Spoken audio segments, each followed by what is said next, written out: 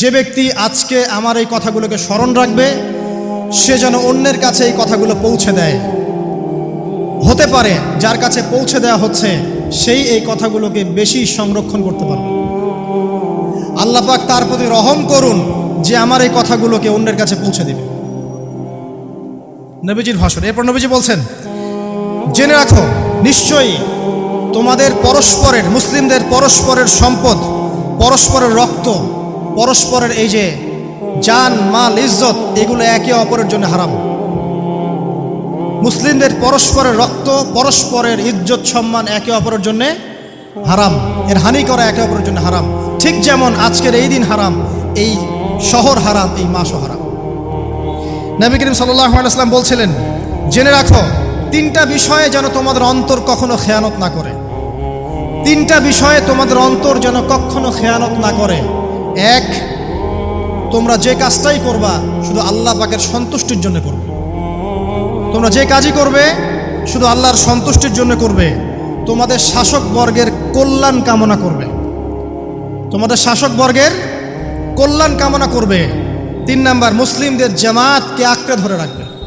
মুসলিমদের ইউনাইটেড কমিউনিটিকে আঁকড়ে ধরে থাকবে। এই তিনটা বিষয় পালনের ক্ষেত্রে তোমাদের অন্তর যেন খেয়ানত না করে।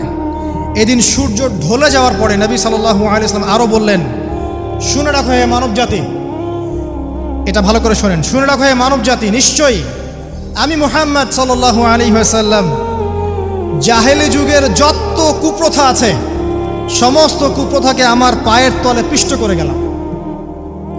জাহেলি যুগে কি ছিল ভাই?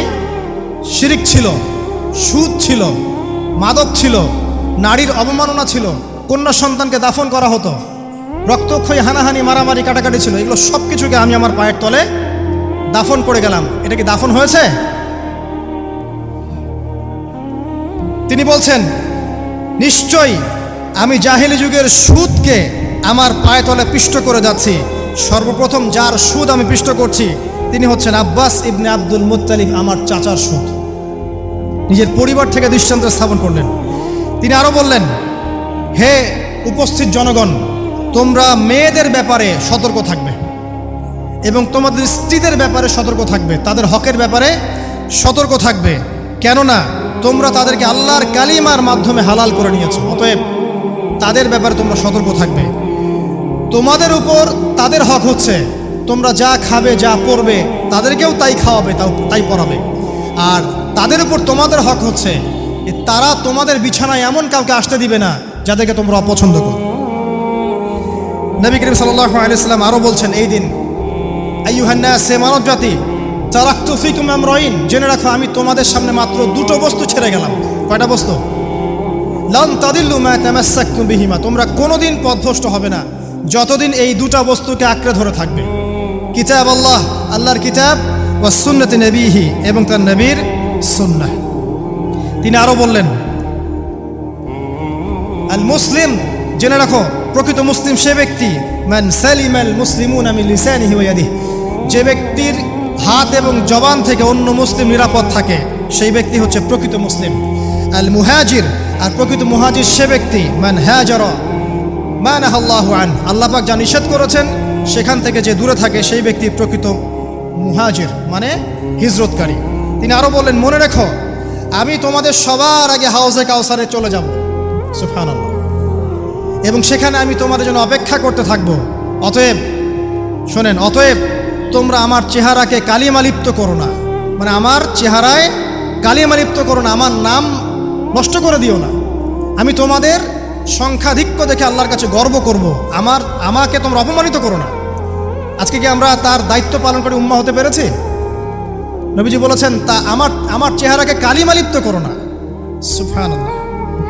তিনি বলছেন, ওই সময় কিছু মানুষ থেকে আমি মুক্ত হয়ে যাব আর কিছু মানুষ আমার থেকে মুক্ত হয়ে যাবে। বলা হলো, কারা ইয়া রাসূলুল্লাহ? তিনি বলছেন, আল্লাহ পাককে আমি বলবো, ইন্নাহুম মিন্নি, হে আল্লাহ এরা আমার উম্মাহ, এরা আমার উম্মত, আমার সাহাবী। আল্লাহ পাক বলবেন, ইন্নাকা লা তাদরি মা আহদাসা বা'দাক, তুমি জানো না হে নবী, তোমার মৃত্যুর পর এই মানুষগুলো, পরবর্তী মানুষগুলো তোমার দিনের মধ্যে কত বেদাত সংযোজন করেছিল। তিনি আরও বলেছিলেন, হে জনগণ, জেনে রাখো প্রত্যেক পরিবারের জন্যে প্রতি বছর একটা করে পশু জবাই করার বিধান প্রত্যেক পরিবারের জন্যে, সামর্থ্যবান পরিবারের জন্য প্রত্যেক বছর একটা করে পশু জবাই করার বিধান রয়েছে। তিনি আরও বললেন, মনে রাখো একজনের অপরাধের শাস্তি আর একজন কখনো পাবে না, আর বাবার দোষে ছেলে কখনো দুষ্ট হবে না, ছেলের দোষে বাবাও কখনো অপরাধী হবে না।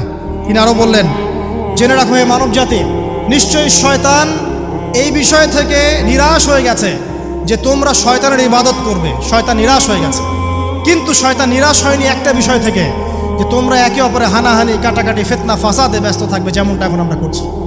আমরা কিন্তু সরাসরি কখনো শয়তানের ইবাদত করছি না, করছি, কিন্তু মুসলিমরা এখন পরস্পরে হানাহানি, কাটাকাটি, ফাসাদে লিপ্ত আছে। তিনি আরও বললেন যে একজন মুসলিমের জন্য হালাল নয় অন্য মুসলিমের সম্পদ আত্মসাৎ করা, যতক্ষণ না সে স্বেচ্ছায় খুশি মনে তোমাকে সম্পদ প্রদান করে। অতএব তোমরা একে অপরের প্রতি জুলুম করবে না। তিনি আরও বললেন, সাবধান, আমার ইন্তেকালের পরে তোমরা একে অপরের গর্দান উড়িয়ে কাফের হয়ে যেও না। সাবধান, আমার ইন্তেকালের পর তোমরা একে অপরের গর্দান উড়িয়ে কাফের হয়ে যেও না। তিনি আরও বলেছেন, একজন মুসলিম আরেকজন মুসলিমকে গালি দিতে পারে না। যদি একজন মুসলিম আরেকজন মুসলিমকে গালি দেয়, এটা হচ্ছে ফাসেকি। এবং একজন মুসলিম যদি আরেকজন মুসলিমের সাথে যুদ্ধ করে, এটা হবে এক প্রকার কুফরি। তিনি আরও বলেছেন, হে জনগণ, জেনে রাখো আমার পরে কোনো নবী নেই, আর আমার পরে তোমরা ব্যতীত আর কোনো উম্মতও নেই। এর চেয়ে স্পষ্ট কথা হতে পারে? আমার পরে কোনো নবী নেই, আর আমার পরে তোমরা ছাড়া কোনো উম্মতও নেই। তাহলে আমরা যখন নতুন নতুন নবী বানিয়ে নিচ্ছি, কোনো কোনো ক্ষেত্রে বলছি একজন ব্যক্তি ছিলেন, সে নিজে ঈসাও ছিল, সে মাহদিও ছিল, সে নবীও ছিল। নাউযুবিল্লাহ। এবং দিন দিন মানুষ এই খাতায় নাম লিখাচ্ছে। সুবহানাল্লাহ। সর্বশেষ তিনি বললেন যে যদি তোমাদের উপরে, হে মানব জাতি জেনে রাখো, যদি তোমাদের উপরে একটা নাক কাটা কালো কুৎসিত কোনো আমির বা শাসকও চলে আসেন, এবং সে যদি তোমাদেরকে আল্লাহর রাস্তায়, আল্লাহর কিতাব সুন্নাহ অনুযায়ী পরিচালিত করেন, তোমরা অবশ্যই তার আনুগত্য করবে, তার বিরুদ্ধে বিদ্রোহ করবে না, তার আনুগত্য করবে। জেনে রাখো, শেষে তিনি বলেন, জেনে রাখো হে মানব জাতি, আজকে থেকে কুল্লুকুম মিন আদম, তোমরা সবাই আদম সন্তান, ওয়া আদামু মিন তুরাব, আর আদম হচ্ছে মাটির সন্তান। আরবের উপর অনারবের, অনারবের উপর আরবের, সাদার উপর কালোর, কালোর উপর সাদার, লালের উপর কালোর, অথবা কালোর উপর লালের কোনো রকম প্রাধান্য নাই। ইল্লা তাকওয়া, শুধু তাকওয়া ব্যতীত। যে ব্যক্তি বেশি মুত্তাকি, সে আল্লাহর কাছে বেশি মর্যাদার অধিকারী হবে ইনশাআল্লাহ তাআলা। সর্বশেষ তিনি আঙ্গুলটা উঁচু করলেন, নিজের শাহাদাত আঙ্গুলি উঁচু করে আকাশের দিকে তাকালেন, এরপর জনগণের দিকে তাকালেন, তাকিয়ে বললেন যে তোমাদের ব্যাপারে, হে জনগণ, তোমাদের ব্যাপারে আমাকে আল্লাহ জিজ্ঞাসা করবেন। ফামা আনতুম কাইলুন, তোমরা ওই সময় কি বলবে আমার সম্পর্কে?